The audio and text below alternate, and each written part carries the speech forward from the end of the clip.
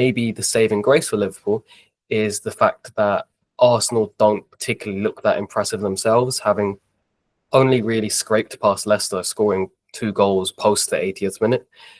You know, Liverpool I say only need 11 wins from 13 games to guarantee the title, but based on Liverpool and Arsenal's performances, you'd probably say both sides are going to drop points between now and the end of the season. But then if you look online on social media, you see a lot of Liverpool fans are fearful that Arsenal will go on a winning run and catch us. It also kind of translated in the stadium where you felt the crowd against Wolves were quite nervous. Do you think those fears are in any way justified, or do you think that maybe everyone just needs to calm down a bit?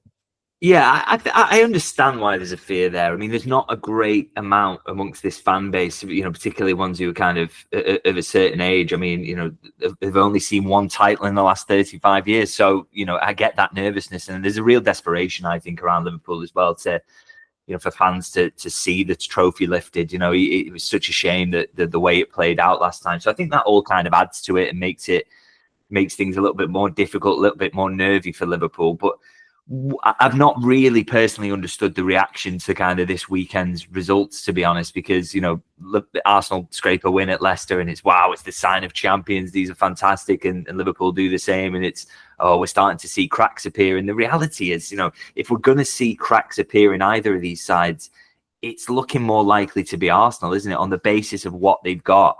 They are surely going to struggle for goals between now and the end of the season, having not been particularly prolific, really. They've outscored their XG by quite a high amount, actually. So, they've maybe been unfortunate in attack so far, and now they've lost all these forwards.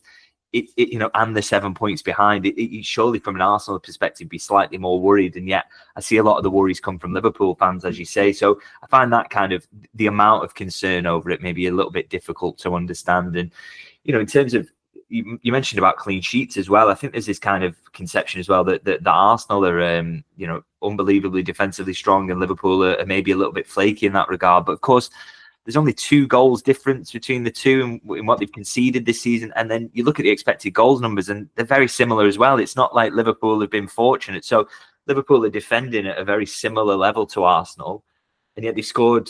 What is it? The 9 goals more maybe, and also the expected goals is 16 more than Arsenal. So they're nearly as good defensively and far better in attack. So I think that's something for supporters to maybe hold on to. And I think you don't want to see those nerves transmitting into the ground as they did for the Wolves game. But I also think a few circumstances aligned there. It was freezing cold in the ground, which I don't think ever helps the atmosphere.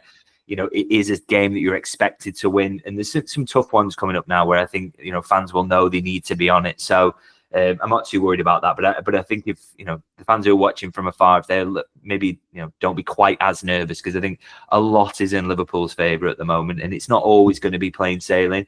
You just have to accept that from time to time.